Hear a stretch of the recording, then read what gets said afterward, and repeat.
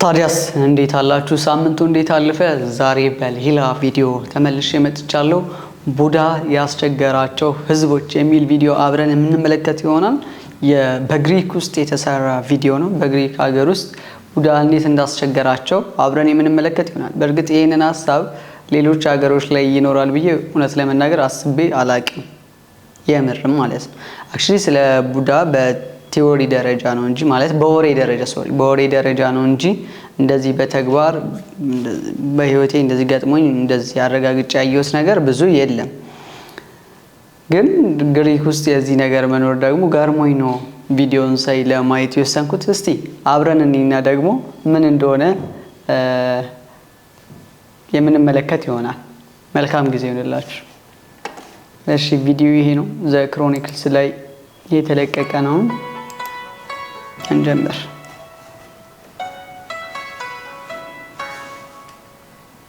ልጅ ሆነን የምናውቃት ስሟ እንደ ጨው ነው፣ የማይገባበት የለም። ምሁራን በትንታኔ የሃይማኖት አባቶች በስብከት መሃል እንደ ማጣፈጫ ጣል ያደርጉታል። ትምህርት ቤትማ ሌላ ወሬ የላቸውም። የሂሳብ መምህር ስለ ፓይታጎረስ፣ ኤውክሊድና አርኪሜዴስ፣ ታሪክ ስለ ታላቁ እስክንድርና ሄሮዳተስ፣ እንግሊዘኛ ስለ ሆሜር፣ ስፖርት ስለ ኦሎምፒክ ባስተማሩን ቁጥር ስሟ ይነሳል። ሶቅራጠስ፣ አሪስቶትልና ፕላቶም ስሟን ያስታውሱናል። ከትምህርት ርቀው እስካሁን የጠራናቸውን ስሞች ቢዘነጓቸው እንኳን ዲሞክራሲ የሚለው ቃል የመጣባትን ሀገር አይረሷትም መቼስ። ስለ ግሪክ ነው የማወራቸው። ብዙ ጊዜ እንደዚህ በስልጣኔ በታሪክ በጣም ከምቀናባቸው ሀገሮች ውስጥ አንዷ ነች። ማለት ለምሳሌ እንዴት ነው በታሪክ ምናምን ሀገራችሁ ሀያል ከሁሉም የምትበልጥ ብትሆን ምናምን ደስ ይላችኋል አይደለ? በእንደዛ አይነት ነገር ውስጥ የብዙ ነገሮች መነሻ በጣም የብዙ ታሪካዊ ነገሮች መገኛ ነች ግሪክና ዓለም ላይ በታሪክ ከምቀናባቸው ሀገሮች ቀዳሚዋ ነች በታሪክ ደረጃና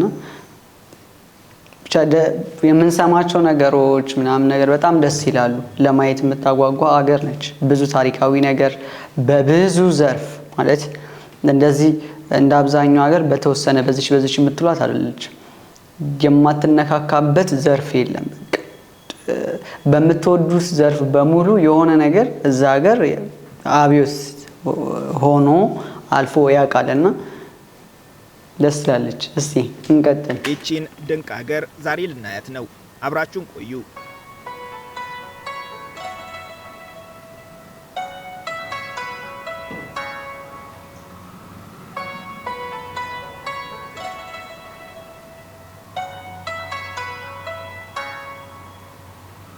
ግሪክ በደቡብ ምስራቅ አውሮፓ የምትገኝ 132 ስኩዌር ኪሎ ሜትር የምትሰፋ የ10 ሚሊዮን ዜጎች ሀገር ናት።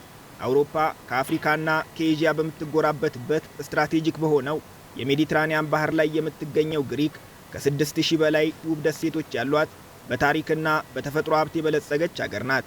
ዛሬ ለሚታየው የምዕራባውያን ሀገራት ስልጣኔ እርሾውን ያዋሰቻቸው ግሪክ ናት። ነጮቹ ስለ ቀደም ስልጣኔ ሲያወሩ ከሰሟቸው ግሪክም ማለታቸው ነው። የዓለም ፖለቲከኞች በስሙ የሚምሉለትን ዲሞክራሲ አመጣ ወልዳለች። በሰው ልጅ ታሪክ ታላቅ ከሚባሉ የስፖርት ውድድሮች አንዱ ኦሎምፒክ እዚህ ነው የተጀመረው። ጥበብ፣ ፍልስፍና፣ ሂሳብ፣ ሳይንስና ፖለቲካ ዳቦ ሆነው ዓለምን ከመመገባቸው በፊት ተቦክተው ዳቦነታቸው የተረጋገጠው በግሪክ ነበር።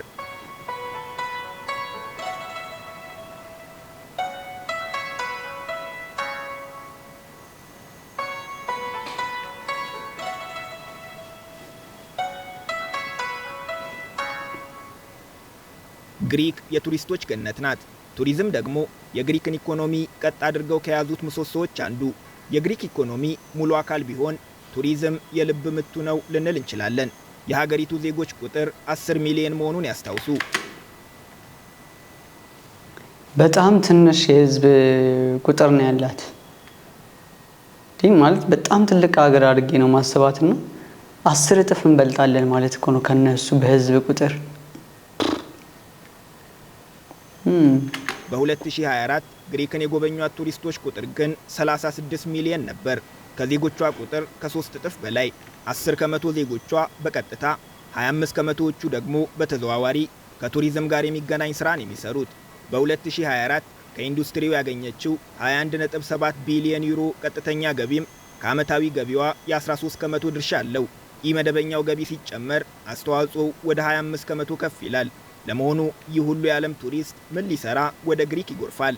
የግሪክን ድብቅ ውበት ለመመልከት መጋረጃዋን ከመግለጣችን በፊት ቱሪስቶችን ወደ ግሪክ የሚስቡ ከቱሪዝም መስህብ ውጭ ያሉ ምክንያቶችን እንንገራችሁ። የመጀመሪያው ፍራንካ ነው። ቱሪስቶች ወደ ግሪክ ሲሄዱ የሚያጠፉት ገንዘብ በሌላው የአውሮፓ ሀገራት ከሚያጠፉት ጋር ሲነጻጸር በብዙ ያነሰ ነው። ሁለተኛው የአየር ጸባይ ነው። በሀገራችን የ13 ወር ጸጋ የሚል የቱሪዝም መፈክር እንደነበር ያስታውሳሉ። ግሪክም እንደኛው ናት። በአመት የ300 ቀናት ፀሐይ ታገኛለች። እኛ በጃንጥላና በዛፍ የምንከለላት ፀሐይ ፈረንጆቹ ጋር የቱሪዝም የገቢ ምንጭ ናት። በባህር ዳርቻዎች ከጓደኞቹት ጋር መደገስ ቢፈልጉ፣ የተራራ ላይ የእግር ጉዞ ቢያደርጉ፣ በሜዲትራኒያን ባህር ላይ በጀልባ ቢቀዝፉ የግሪክ የአየር ሁኔታ የተመቸ ነው። በተለይም አመቱን ሙሉ በበረዶ መሃል በካፖርት ተጀቡነው የሚኖሩ የፈረጠመ የገንዘብ አቅማቸው ዓለምን እየዞሩ እንዲያዩ እድሉን የሰጣቸው የምዕራብና የሰሜን አውሮፓ ሀገራት ዜጎች ፀሐይ ብርቃቸው ናት። እንደ አፍሪካ ማዕድን እየዘገኑ ወደ የሀገራቸው አይወስዷት ነገር ሩቅ ብትሆንባቸው ግሪክ ድረስ እየመጡ ነው የሚሞቋት። ፈጣሪ ሲታደገን እንጂ ፀሐይም እንደ ማዕድናችን የምትዘረፍ ብትሆን ኖሮ በቀኝ ግዛት የረገጡን ሀገራት ፀሐይን ወስደውብን አፍሪካውያን በበረዶ መሃል በብርድ ባለቅን ነበር። በሁሉ አመስግኑ ተብሎ የለ ተመስገን ብለናል። በግሪክ ክረምቱም ቢሆን እንደ ሰሜን አውሮፓ ሀገራት ንጭንጭ ጭፍግግ አያደርገውም። የክረምት አማካይ የሙቀት መጠን 15 ዲግሪ ሴልሺየስ ነው። ሰላምና ደህንነት፣ የዜጎቿ እንግዳ ተቀባይነትና እንደ ውሻ ካሉ የቤት እንስሳቶቻቸው ጋር መጓዝ ለሚፈልጉ ቱሪስቶች የግሪክ ሆቴሎች ክልከላ የማይጥሉ መሆናቸው ግሪክን ተመራጭ የቱሪስት መዳረሻ አድርገዋታል። እንግዳ ተቀባይነት የሚለውን አፍሪካውያን፣ ካሪቢያውያንና ጥቁር አሜሪካውያን የጎሪጥ ቢያዩት መልስ ለመስጠት እንቸገራለን። ግሪክ በታሪክ በባህልና በተፈጥሮ ያሏት መስህቦች ግን ቱሪስቶችን ለመሳብ ከበቂ በላይ ናቸው። ጉብኝታችንን ከውብ ደሴቶቿን ጀምር። በጣም ነው የሚያምሩት። እንዴት ነው ያማምራሉ። ህንፃዎቹ፣ መዝናኛዎቹ ምናምን ነገር በጣም ወጥ ቀለም ነገር ነው ያላቸውና እይታ ላይ ቀለል ያሉ ናቸው።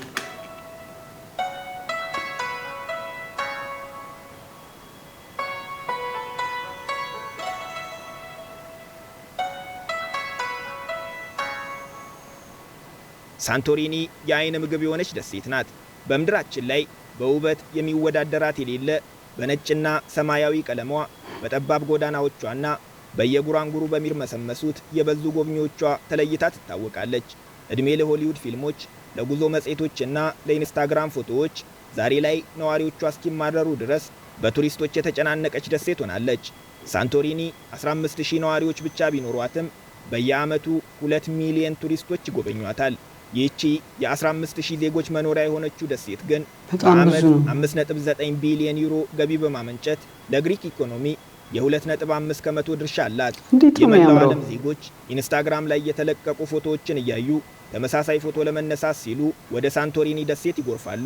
እዚህ ኢንስታግራም ያገነናቸው 2 ቦታዎች አሉ። ኢያና ፊራ ይባላሉ። ኢያ ቱሪስቶች ፎቶ ለመነሳት ለረጅም ደቂቃዎች ወረፋ የሚጠብቁባት፣ በመላው አውሮፓ በቱሪስቶች ከተጨናነቁ መንደሮች ቀዳሚዋ ናት። ቱሪስቶች እዚህ የሚመጡበት ዋናው ምክንያት ፀሐይ ስትጠልቅ ለመመልከትና አብረዋት ፎቶ ለመነሳት ነው። ተሳክቶላቸው እዚህ ስፍራ ላይ መቆም፣ ፀሐይ ወደ ባህር ስትጠልቅ መመልከት፣ አብረዋት ፎቶ መነሳትና ኢንስታግራም ላይ ማጋራት የዓለም ቱሪስቶች ሁሉ ምኞት ነው። ይህንን ቦታ ማየት ፈልጋለሁ። በጣም ነው የሚያምረው። በስመ አብ አስባችሁታል? ውሃ፣ ፀሐይ፣ እንደዚህ የሚያምር ውብ ስፍራ፣ ሶስቱ ነገሮች አንድ ላይ ሲገናኙ እኮ ስላሴ። ሳንቶሪኒ በተራራ ላይ እየተገነባች በመሆኗ በባህር የተከበበ ዙሪያዋን ከላይ ሆኖ መመልከት ልዩ ድምቀት አለው። የባህር ዳርቻዎቿ እንደ ሌላው ዓለም በነጭ አሸዋ ሳይሆን በውብ ቀይና ጥቁር ድንጋዮች የተከበበ ፖስት ካርድ ላይ ብቻ የምናውቀው አይነት ልዩ ቦታ ነው። ፊራ በዘመናዊ ሆቴሎች፣ በቅንጡ ሬስቶራንቶችና በሾፒንግ ማዕከልነቷን የምትታወቀው። እዚህ ከመጡ የባህር ዳርቻውን ታኮ ከፊራ እስከ ኢያ በተዘረጋው የእግር መንገድ ጉዞ ማድረግን አይርሱ። ሜኬኖ ሌላኛዋ ውብ የግሪክ ደሴት ናት። እጅግ ደማቅ በሆነው የምሽት ሕይወቷን የምትታወቀው ገንዘብ የተረፋቸው ሀብታሞች፣ ዝና ያገነናቸው አርቲስቶችና የዓለም አቀፍ ዲጄዎች መደበቂያ ናት። የሆነ ነጭና ሰማያዊ የባንዲራቸው ከለር ብቻ ሲሆን በቃ የነሱ ብራንዳቸው ነው የሚመስለው። በቃ ሁሉም ቦታ ላይ ነጭና ሰማያዊ ቀለም ነው በብዛት የምታዩት። በወርቃማ ቀለማቸው የሚታወቁት ፓራዳይዝ እና ሱፐር ፓራዳይዝ የባህር ዳርቻዎቿ ገንዘብ ይፈስባቸዋል። ውድ ሆቴሎች፣ የሚከራዩ ቪላዎች፣ የሀብታም ጀልባዎችና የቅንጦት ብራንዶች ቤታቸው እዚህ ነው። ነጭ ከተማ አያምርም? ሜኬኖም ልክ እንደ ሳንቶሪኒ ነጭ ቀለምና ሰማያዊ ጣሪያ ያላቸው አብያተ ክርስቲያናት መገኛ ናት። ሁለቱ ደሴቶች ለትላልቅ የቱሪስት መርከቦች አመቺ ቦታ ላይ መገኘታቸውም ከውበታቸው እኩል የጎብኚዎቻቸው ቁጥር እንዲጨምር አስተዋጽኦ አድርጓል።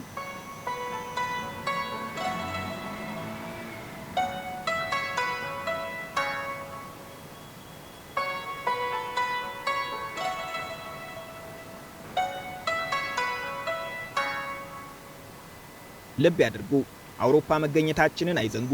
ምክንያቱም ኢድራ ልንወስዳችሁ ነው። መኪና መንዳት ወንጀል የሆነባት ከተማ። በኢድራ ምን ሀብታም ቢሆኑ እንኳንና መኪና ሳይክል ገዝተው መጋለብ አይችሉም። የመጋለብ ፍላጎቱን ግን አህያ፣ ፈረስና በቅሎ በመጋለብ መወጣት ይችላሉ። በኢድራ ልክ እንደ ጥንቱ የትራንስፖርት አገልግሎት የሚሰጠው በጋማ ከብቶች ብቻ ነው። ኋላ ቀር የድሆች መንደር እንዳይሏት እነዚህን የመሳሰሉ ዘመናዊና ቅንጡ የሀብታም ጀልባዎች በረንዳዋ ላይ ደርድራ ታስደምሞታለች። ከተማዋ የመኪና ትራንስፖርት የማትጠቀመው አንድም በጂኦግራፊያዊ አቀማመጧ፣ በዋናነት ግን ጥንታዊውን ባህሏን ጠብቃ ለማቆየት ስትል ነው። 64 ስኩዌር ኪሎ ሜትር የምትሰፋው ኢድራ 2000 ነዋሪዎች አሏት። የነዋሪዎቿ ቁጥር ማነስ፣ የድምፅና የአየር ብክለት የሚፈጥሩ የሞተር ትራንስፖርቶች አለመኖር ለፈጠራ ስራ ጸጥ ያለ ሰላማዊ መንደር በእግር በፈረስ ለሚያስሱት ዓለም አቀፍ ሙዚቀኞች፣ ደራሲዎችና ሰዓሊዎች ተመራጭ መዳረሻ አድርጓታል። ኢካሪያ ዓለማችን ላይ ሰማያዊ ቀጠና በሚባል ከሚታወቁ 5 ቦታዎች አንዷ ናት። ደሴት ስትሆን ልዩ መታወቂያዋ ነዋሪዎቿ የሞት ጥሪ የሚደርሳቸው ከሌሎቻችን እጅግ ዘግይቶ መሆኑ ነው። የኢካሪያ ነዋሪዎች በ90 ዓመታቸው ከሞቱ እድሜን ሳይጠግበው ባጭሩ ተቀጨን የሚባሉት አብዛኛው እውነት ለመናገር ገና እሱ ሳያወራው በፊት እያሰብኩት ነበር። እዚህ አካባቢ የሚኖሩ ሰዎች በጣም ረጅም እድሜ ሊኖራቸው እንደሚችል ማለት ነው። ኞቹ ነዋሪዎቿ ከ100 ዓመት በላይ ምድር ላይ ኖረዋል። 100ኛ ዓመታቸውን የሚያከብሩት ግን እንደ ሌላው የዓለም ዜጎች አልጋ ላይ ወይም ዊልቸር ላይ ሆነው አይደለም። ረጅም የእግር ጉዞ ማድረግ፣ የጓሮ አትክልት መንከባከብ፣ ፓሪ አዘጋጅቶ መደነስ የ100 ዓመት አዛውንቶች በኢካሪያ በብዛት የሚከውኗቸው ተግባራት ናቸው። 100 ዓመት ያለፋቸው አብዛኞቹ አዛውንቶች በቀን ቢያንስ ለ2 ሰዓት የእግር ጉዞ ያደርጋሉ። ሁሌ እኩለ ቀን ሲሆን ለድርድር የማይቀርብ ቀጠሮ አላቸው ከእንቅልፍ ጋር። በእኩለ ቀን አጭር እንቅልፍ መተኛት በፍጹም የማይዘሉት ልማድ ነው። እስካሁን በመጣንበት ጎዳና አንድም ሰው አላዩም። የት ሄደው ይመስሎታል? እንቅልፍ ላይ ናቸው። ጥድፍ ጥድፍ ሲሉባቸው አይወዱም። ተፈጥሯዊ አመጋገብ ስርዓትን ይከተላሉ። ማርና ወተት ያዘወትራሉ። ምግባቸው በወይራ ዘይት ነው የሚበስለው። ማህበራዊ ግንኙነታቸው እጅግ የተጠናከረ ነው። ሲመሽ ሰብሰብ ብሎ መብላት ወይንም መጎንጨትና ሙዚቃ ከፍቶ መደነስ ነፍሳቸው ነው።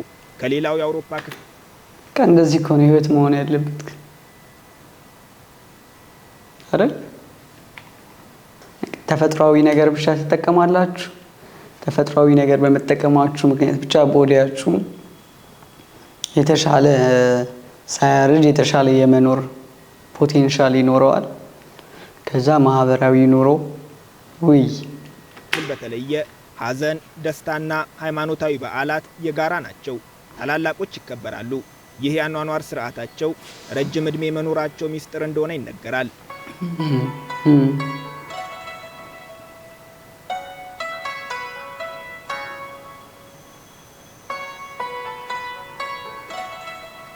ይህን ሰፈር ተመኝቼዋለሁ።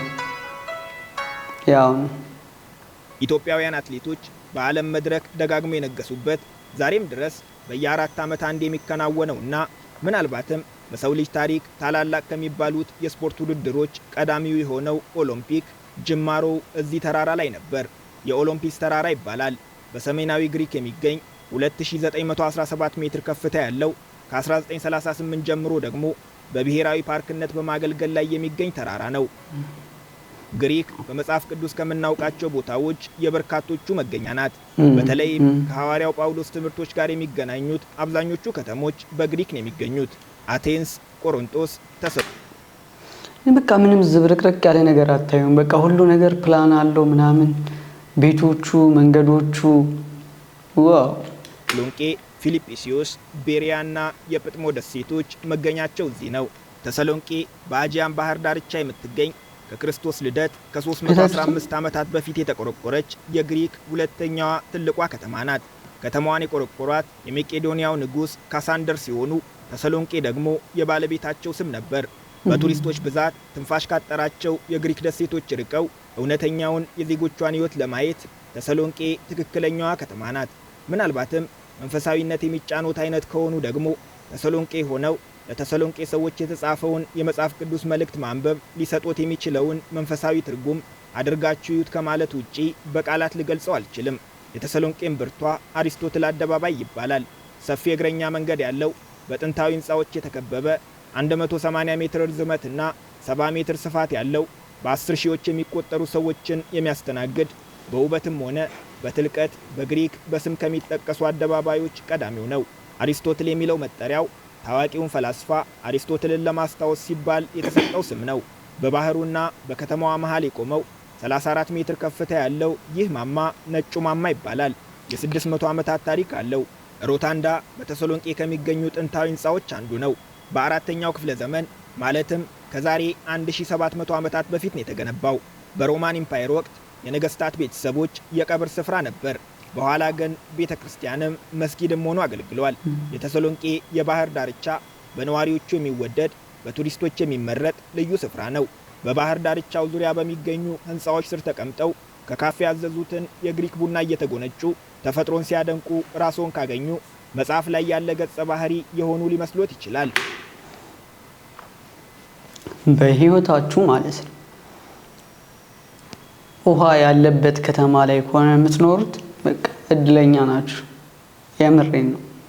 ይሄ ሐይቅ ወይ ወንዝ እንደዚህ አይነት ነገር ያለበት ከተማ ላይ የምትኖሩ ሰዎች በጣም እድለኛ ናችሁ። በጣም እኔ ሁሌ የሚናፍቀኝ ነገር ነው፣ እኛ ጋር የለምና በጣም ጉድለት ብቻ የሆነ ትልቅ ነገር እንደጎደለ ከሚሰማኝ ነገር አንደኛው ውሃ የሌለበት አካባቢ ማለክ። በጣም ነው ደስ የሚለው እንደዚህ አይነት ቦታ ላይ መኖርም ማደግም ምናምን። ብቻ እድለኛ ናችሁ። ቢፈልጉ ባህሩን ተከትሎ ብዙ ኪሎ ሜትሮችን በተዘረጋው የኒኪ ጎዳና ሳይክል ሊጋልቡ፣ የለም ካሉ የእግር ወክ እያደረጉ አየር ሊቀበሉ ይችላሉ። ሮማን ፎረም፣ የታላቁ እስክንድር ሐውልትና አያ ሶፊያ ቤተክርስቲያን ተሰሎንቄ ከመጡ ያዩዋቸው የሚገቡ ቦታዎች ናቸው።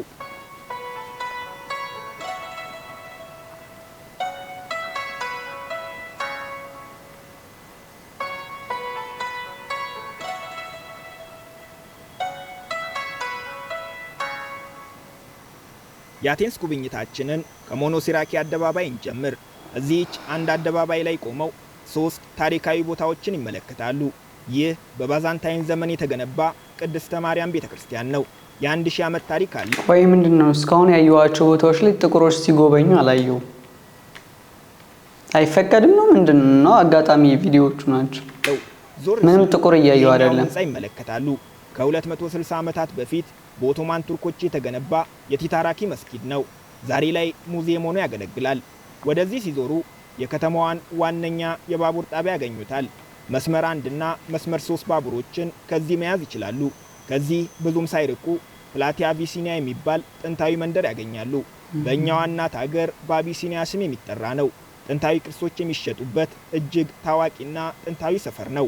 አካባቢው አቢሲኒያ በሚል ስም መጠራት የጀመረበት ትክክለኛ ምክንያት እንደ አውሮፓውያን አቆጣጠር በ1922 በአካባቢው ሰፍረው ለነበሩ ግሪካውያን ተፈናቃይ ስደተኞች የኢትዮጵያው ንጉሠ ነገሥት ቀዳማዊ አፄ ኃይለ ሥላሴ እርዳታ ካደረጉ በኋላ ለእሳቸው ክብር ሲባል የተሰጠ ስያሜ ነው የሚል ነው። ተሳትፈናል። የሀገራችን ስም ብቻ ሳይሆን በርካታ ወገኖቻችንም ይኖርባታል። ምናልባትም ከሌላው የዓለም ክፍል በተለየ ሀበሾች ቤተኝነት ተሰምቷቸው የሚኖሩባት አንድ ሀገር ትጠቀስ ቢባል ከግሪክ ቀድሞ የሚመጣ ስም ያለ አይመስልም። አብዛኞቹ በግሪክ የሚኖሩ አበሾች ለግሪክ ያላቸው ፍቅር፣ ለህዝቦቿ ያላቸው አክብሮት ፍጹም ይለያል። እኔ ግሪክን በደንብ እንደዚህ ማለት ከታሪክ ባሻገር በጣም እንደወዳት ያደረጉኝ ልቦለዶች ናቸው። ልቦለዶች ላይ ያሉ ካራክተሮች እና ከተሞቻቸው የሚገለጡበት መንገድ በጣም ደስ የሚለው። ግን አበሾች በብዛት ይኖሩባታል ብዬ አስቤ አላውቅም። እውነት ለመናገር ጭራሽ ይኖሩባታል ብዬ አስቤ እንደዚህ መጥቶልኝ አያውቅም። እግሮት ግሪክን ከረገጠ በፍቅሯ መውደቆት አይቀሬ ነው። የግሪክ ምግብስ ቢሆን መች ሱስ መሆኑ ቀረና። ያስቡት አውሮፓ እየኖሩ ሀገር ቤት በክረምት የለመዱት የበቆሎ እሸት እንዲህ ተጠብሶ ጎዳና ላይ ሲሸጥ ሲያገኙት። ግሪክ ትለያለች የምንለው ለዚህ ነው። ስሞቻቸው ለመያዝ ቢከብዱም የግሪክን ጣፋጭ ምግቦች አንዴ ከቀመሱ ምናልባትም ደጋግመው ለመምጣት ምክንያት ሊሆኑት ይችላሉ። አቴንስ በርካታ መልካም ጎኖች ቢኖሯትም አረንጓዴ ስፍራዎች ያንሷታል። ይህ በአውሮፓ ከተሞች የተለመደ አይደለም። በዚህ ምክንያት አቴንስ በታሪኳ አይታ የማታውቀውን አይነት አዲስ መንደር ለመገንባት ስራ ከጀመረች ሰነባብታለች። አዲሷ መንደር ኤሊኔኮን ትባላለች። በደቡባዊ አቴንስ የቀድሞ ኤርፖርት በነበረበት 6 ስኩዌር ኪሎ ሜትር በሚሰፋ ቦታ ላይ ነው የምትገነባው። 8 ቢሊዮን ዩሮ ወጪ ተመድቦላታል። ሰፊ አረንጓዴ ስፍራ ያላት፣ ታዳሽ ኃይል የምትጠቀም፣ በ15 ደቂቃ ርቀት ላይ ሁሉንም አይነት መሰረታዊ አገልግሎቶች የተሟሉላት፣ በግሪክ ታሪክ የመጀመሪያው ሰማይ ጠቀስ ህንፃ የሚገነባባት መንደር ናት። ህንፃው 200 ሜትር ከፍታና 50 ፎቆች ይኖሩታል። በመንደሯ በዚህ ህንፃ ላይ ከሚኖሩት አፓርትመንቶች በተጨማሪ 800 ቪላዎችም ይገነባሉ። ሁሉም 800 ቪላዎች ገና ካሁኑ ተሸጠው አልቀዋል። ቅንጡ ሆቴሎች፣ ሞሎችና ካዚኖ ቤቶችም ተካተውባታል። መንደሯ ለ80 ሺህ ግሪካውያን የሥራ ዕድልን እንደምትፈጥር፣ በዓመት 1 ሚሊዮን ተጨማሪ ቱሪስቶችንም እንደምትስብ ይጠበቃል። እሷ ስታልቅ ይሆናልን የሚሄደው። እንደርሳለን።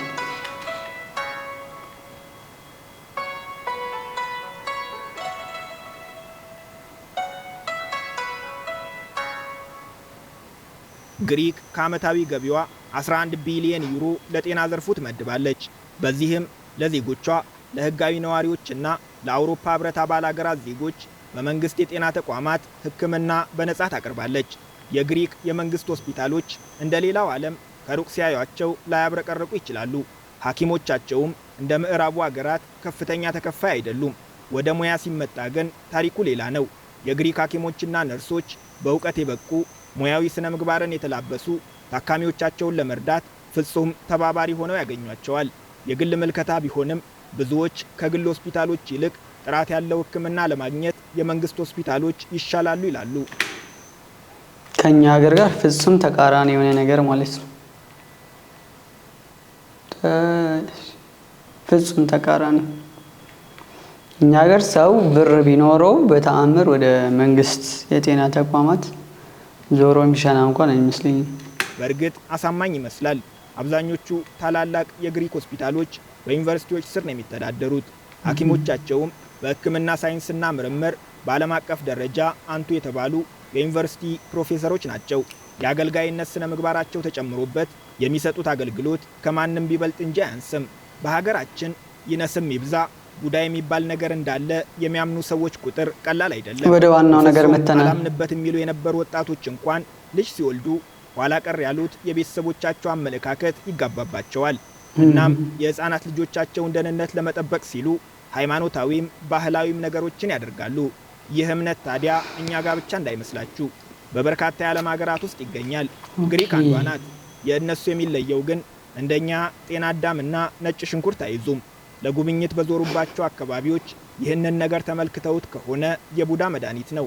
መድኃኒቱን አንገት ላይ በሚንጠለጠሉ ጌጦች ላይ፣ በሚለብሷቸው ልብሶች ላይ፣ ወደ ባህር ዳርቻዎች ሲሄዱ በፎጣ ላይ፣ ሲተኙ በትራስ ላይ፣ ኪችንም ሳሎንም ሲገቡ ያገኙታል። የቡዳ መድኃኒቱ ለገዢዎች ደህንነትን፣ ለሻጮች ገንዘብን ማስገኘቱ ደግሞ ተፈላጊነቱን ከፍ አድርጎታል።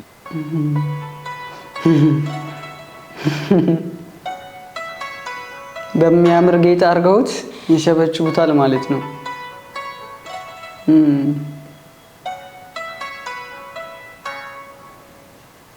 የግሪክ ኢኮኖሚ በቱሪዝም ላይ ብቻ የተንጠለጠለ አይደለም። የባህር ላይ ንግድ ግሪክ የዓለም የንግድ መተላለፊያ መስመር ላይ በመገኘቷ ምክንያት ያገኘችው በረከት ነው። 20 ከመቶ የዓለማችን የጭነት መርከቦች የግሪክ ናቸው። በአውሮፓ ትልቅ ቁጥር ያላቸውን የባህር ላይ መርከቦች የሚያንቀሳቅሱትም ግሪካውያን ባለሀብቶች ናቸው። በባህር ላይ ንግድና መርከቦችን በመገንባት በዓመት ከኢንዱስትሪ የምታገኘው 9 ቢሊዮን ዩሮም ለኢኮኖሚዋ የ7 ከመቶ አስተዋጽኦ ያደርጋል። ግሪክ የገበሬዎች አገርም ናት። 30 ከመቶ መሬቷ ለእርሻ ምቹ ሲሆን 12 ከመቶ ዜጎቿ ደግሞ በግብርና ስራ ነው የሚተዳደሩት። አብዛኛው የግሪክ መሬት ለሜካናይዝድ እርሻ አመቺ ባለመሆኑ በአነስተኛ የቤተሰብ እርሻ ነው የምትታወቀው። የወይራ ዘይት ዋነኛው ምርቷ ነው። ግሪክ ዓለማችን ላይ ከስፔንና ከጣሊያን ቀጥሎ ሶስተኛዋ የወይራ ዘይት አምራች አገር ናት። 60 ከመቶ መሬቷም በወይራ የተሸፈነ ነው። ወይን፣ አትክልትና ፍራፍሬም ታመርታለች። በእርባታ ስራ የሚተዳደሩ ዜጎቿ ቁጥርም ከፍተኛ ነው። ግብርና ለግሪክ ኢኮኖሚ 4 ከመቶ ገቢ ያመነጫል። ይህ አብዛኞቹ የአውሮፓ ሀገራት ከግብርና ከሚያገኙት ገቢ ከፍ ያለ ነው።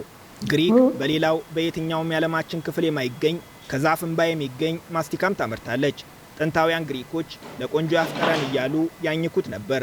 ዛሬ ላይ ግን በግሪክ ከሚመረቱ የግብርና ውጤቶች በኪሎ በውድ ዋጋ ከሚሸጡት መካከል ቀዳሚው ነው። ለሕክምና፣ ለኮስሞቲክስ፣ ለፍሌቨር፣ ለማጣበቂያነት፣ ለቫርኒሽ ብቻ አገልግሎቱ ብዙ ነው።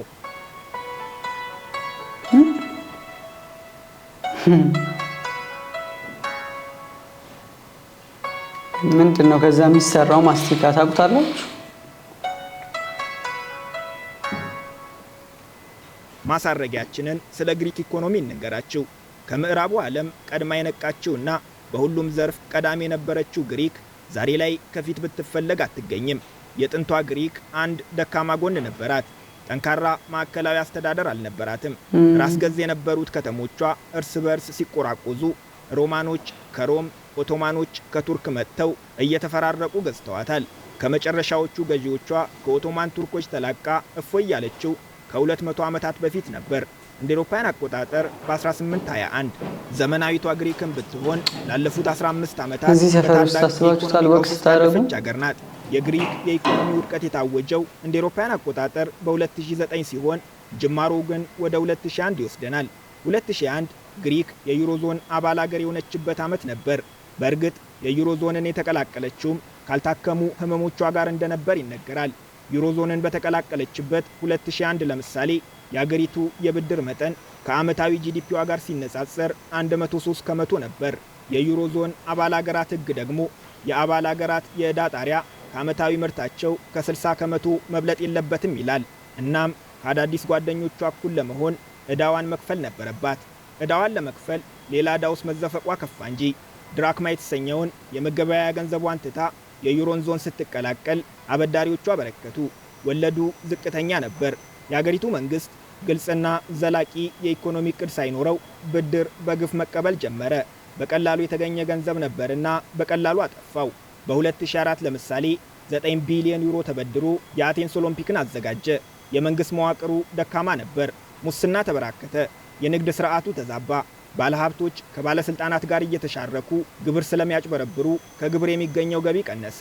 ወጪው እየበዛ ገቢው እየቀነሰበት የተቸገረው መንግስት ፍቱን መፍትሄ ከመፈለግ ይልቅ ተጨማሪ ብድር ለመበደር ሲል የበጀት ጉድለት እንደሌለ አድርጎ የሐሰት ሪፖርቶችን ማውጣት ጀመረ። ሁሉም ነገር ማብቂያ አለውና በ2009 ነገርየው ገሃድ ወጣ። ችግሩ ግን ነገሩ ገሃድ እስኪወጣ ሀገሪቱ የ300 ቢሊዮን ዩሮ ዕዳ ውስጥ ተዘፍቃ ነበር። የመንግስታቸው ስህተት እኔም የማይገባኝ ነገር የምራውን እንደዚህ ከመንግስታት ጋር ተያይዞ ትክክለኛውን ነገር ቢያደርጉም ያንን ጥቅም ማግኘታቸው አይቀርም። ለምን ነው በጣም ኔጌቲቭ የሆነ እንትን ውስጥ የሚገቡት? ማለት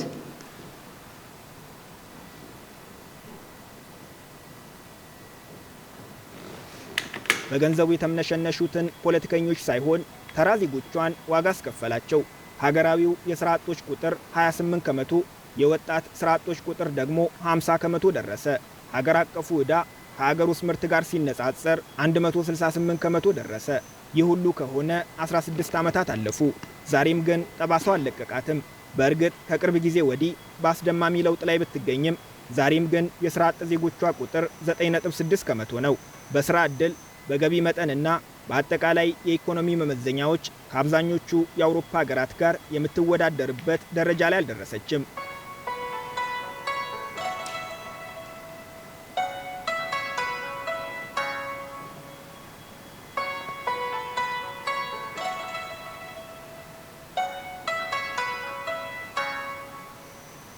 የዛሬ ጉብኝታችንን በዚሁ አበቃን። አብራችሁን ስለቆያችሁ እናመሰግናለን። እኛም እናመሰግናለን። ደህና ሰምተን ወደናት መንግስታቸው መጨረሻውን አበዳቸው። ብቻ ግሪክ በጣም ደስ የምትወደድ ሆና እንዳገኛችኋት ተስፋ አደርጋለሁ። ቀጣይ በሌላ ቪዲዮ እንመለሳለን።